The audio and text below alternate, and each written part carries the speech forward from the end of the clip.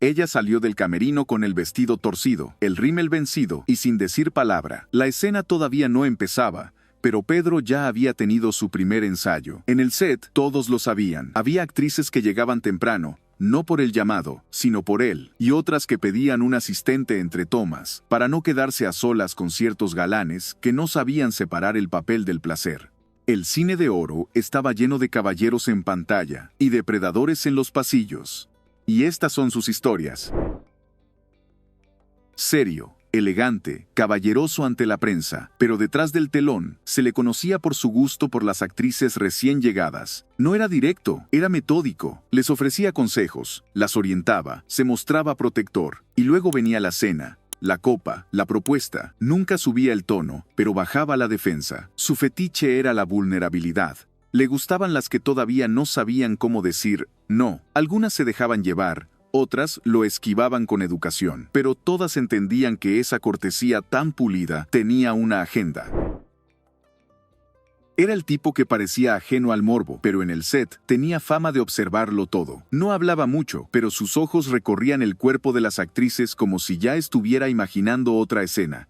Dicen que tenía un casting personal fuera del estudio. Si a alguien le gustaba, lo hacía saber con flores, notas, invitaciones profesionales. A más de una le prometió conexiones, papeles, un impulso a su carrera. Algunas creyeron, otras sabían que después de la cita venía el olvido si no aceptaban. Nunca fue acusado de nada, pero cuando se hablaba de él entre técnicos y maquillistas, el tono no era de respeto, era de advertencia.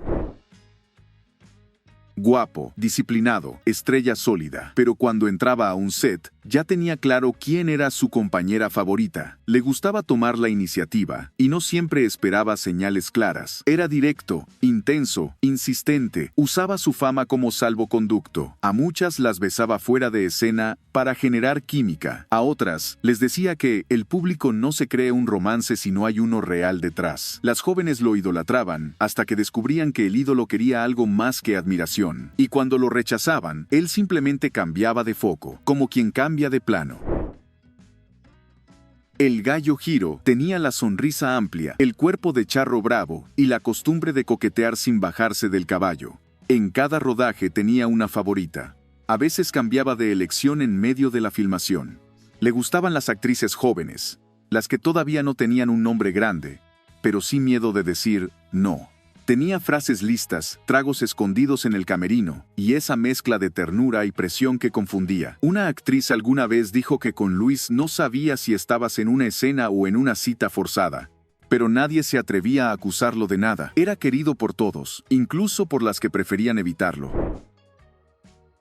Distinto, más cerebral, más elegante y más obsesivo. No era de tocar sin permiso, pero sí de mirar demasiado. A veces no hablaba durante el día, y en la escena del beso, te soltaba una frase que no venía en el libreto, pero que quemaba igual. Le gustaban las mujeres difíciles, las que decían que no, pero con duda. Tenía fama de enamorarse en cada rodaje, de escribir cartas que no entregaba, y de coleccionar gestos más que cuerpos. Pero cuando sentía que una actriz no respondía a su juego, se volvía frío, distante, casi cruel. Su fetiche no era el cuerpo, era el control emocional, y eso, para muchas, fue peor. Era el prototipo del galán de acción, fuerte, viril, siempre con pistola o espada, pero lo que más lo emocionaba no era la escena, era lo que podía pasar entre corte y siguiente toma. Se decía que tenía récord de besos accidentales en escena. Tocaba más de lo necesario, alargaba abrazos y proponía ensayos privados. En el foro era simpático, en privado, insistente. Tenía fans por montones, pero también compañeras que preferían no estar a solas con él en el camerino. Decía que era un hombre de mucho fuego. Y el problema era que a veces no le importaba si la otra persona venía con agua. Tenía la voz que hacía llorar a las abuelas y la sonrisa que le abría puertas que ni el director conocía. Pedro no era galán, era un fenómeno, no le alcanzaban los camerinos. Se decía que tenía tantos romances como películas, pero lo fuerte venía cuando no era ficción. Le gustaba llegar antes que todos, no para ensayar, sino para tantear el terreno. Decían que si te tocaba escena a solas con él, más te valía tener claro el guión y los límites. No forzaba, pero tampoco disimulaba. Tenía fama de mirar de más, tocar de más, proponer de más, y a muchas no les molestaba, porque Pedro era deseo con botas. Pero también hay quienes recuerdan miradas incómodas y silencios en los pasillos. El mito lo rodeaba, pero el hombre real no siempre pedía permiso. No solo cantaba con fuerza, imponía. Era el tipo que no necesitaba guiño. Bastaba con que entrara para que el aire cambiara. Muchas lo admiraban, algunas lo temían. Se decía que en los ensayos tocaba más de la cuenta, y que si te negabas, lo sentías en tu contrato. No era bruto, era elegante, pero controlaba el ambiente como un general en el frente. Su relación con María Félix fue de amor y guerra. Ella decía que le gustaba dominar, incluso fuera de cámara, y él, que ella era la única que se le resistía con gusto. En los sets, tenía su séquito de asistentes, su silla personalizada y su lista no oficial de actrices predilectas. Algunas recibían regalos, otras, solo una cita que no podían rechazar sin consecuencias. Galán sí, pero también estratega del deseo. A diferencia de los charros que gritaban su hombría, Garcés era susurro, perfume caro y doble sentido. Él no perseguía, hacía que lo persiguieran, no tenía que decir mucho. Su personaje era tan pegado a la piel que nadie sabía si actuaba o simplemente era así. En el set, le gustaba improvisar. Besos más largos, caricias no escritas, frases al oído que no estaban en el libreto. Decía que la comedia sexy necesitaba calor real, y por eso muchas escenas se sentían tan auténticas. Algunas actrices lo adoraban, otras lo encontraban invasivo, pero todas sabían que con Garcés, el guión podía cambiar de tono en cualquier momento, seductor por oficio y por costumbre. Heredero de una dinastía del cine, tenía el físico de galán duro y el ego de productor con palancas. Lo suyo no era el cortejo elegante, sino la presión suave y constante. Si te tocaba compartir escena con él, sabías que te iba a invitar a repasar líneas en su camerino. Y si decías que no, lo notabas en el próximo guión. Se decía que tenía mano en los repartos, que podía hundir o elevar carreras con una llamada. Por eso muchas actrices se dejaban querer, aunque solo querían que terminara la jornada. Rodolfo no tenía fans, tenía subordinadas disfrazadas de compañeras, y eso lo volvía más peligroso que encantador. Español de sangre, volcán de emociones, actor intenso en pantalla y en cama. Cada rodaje era una conquista anunciada.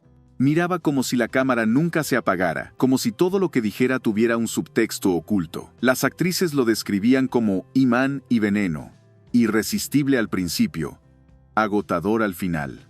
Le gustaba actuar el romance incluso fuera de escena. Hacía regalos, poemas, llamadas nocturnas, pero si no se concretaba, se volvía hiriente, despreciaba en público, buscaba reemplazo. Su galantería duraba lo que su obsesión. Y en los pasillos del estudio, todos sabían cuándo Mistral estaba cazando. Galán sombrío, de mirada dura y voz grave.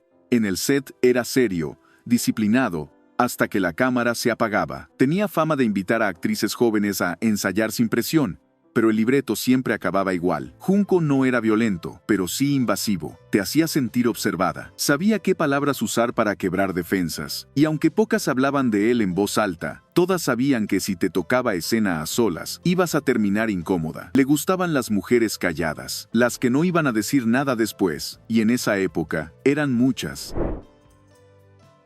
Era el villano por excelencia, pero fuera de pantalla no necesitaba papel para incomodar. Le gustaba ejercer poder, no seducir. En los sets era temido, no por su genio actoral, sino por cómo miraba, cómo hablaba, cómo se acercaba. Se decía que disfrutaba incomodar a las actrices jóvenes, probar hasta dónde se atrevían a negarse. No hacía escándalo, no gritaba, pero si alguien le cortaba el juego, lo pagaba en escena. La humillación quedaba en el plano, grabada. Su fetiche era el control, y en un estudio donde nadie hablaba, él mandaba. De rostro fuerte y voz seductora, Ramírez era más discreto, pero igual de voraz. Prefería no dejar huellas, pero siempre había alguien que lo había visto salir tarde del foro, o entrar sin ser anunciado al camerino de alguien más. Sus métodos eran silenciosos: notas, miradas, promesas de coproducción. Algunas lo veían como un aliado, otras como una sombra que se metía sin permiso. Nunca protagonizó un escándalo, pero era parte de todos los rumores. Se movía con cuidado, pero cuando quería algo, difícilmente se iba con las manos vacías.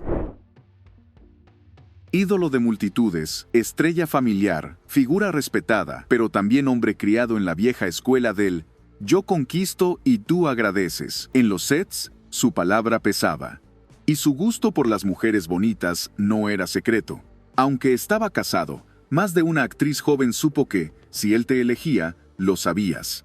Te lo decía con una frase, con un gesto, con una cita cultural. Algunos técnicos hablaban en voz baja de las visitas a su rancho, de los fines de semana de ensayo. Nunca hubo denuncias, pero sí muchas historias que no llegaron al libreto, porque con Antonio, lo que pasaba fuera de cámara se quedaba ahí, o al menos eso creían.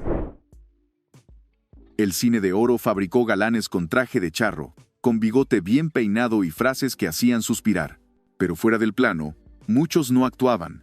Eran exactamente eso que veías, solo que sin cortes, sin luces y sin consentimiento claro. En los estudios no se hablaba, se asumía. Y cuando una actriz se alejaba, el resto entendía por qué. Todos sabían, todos callaban. Porque en esa industria, el verdadero poder no estaba en el talento, sino en saber a quién no decirle que no. Hoy sus películas siguen en la tele. Sus rostros decoran murales, sus voces siguen sonando en la radio. Pero, ¿cuántos de estos ídolos serían venerados si el detrás de cámaras también hubiera quedado grabado? ¿Y cuántas carreras se pagaron con el silencio? Comenta que esta parte de la historia también merece ser contada, aunque duela, aunque incomode, aunque no guste.